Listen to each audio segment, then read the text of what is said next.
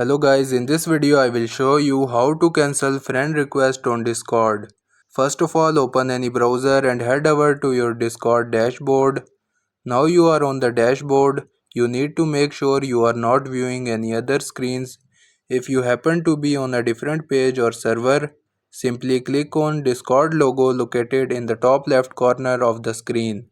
This will bring you back to the main dashboard where you can see all your server channels and options.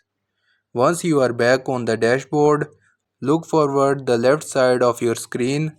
You will see a vertical menu with several icons and options. One of these options is the Friends tab. In the Friends section, you will notice a few different tabs at the top. Look for the Pending tab. This is where all your friend requests that are waiting to be accepted or declined are displayed. If you want to cancel one of these requests, take your mouse and hover over the specific request you wish to cancel. As you hover over the request, you should notice a cross symbol appearing at the end of the request. Click on this cross symbol and your friend request to the respective person will be cancelled. And this is how you can cancel friend request in Discord.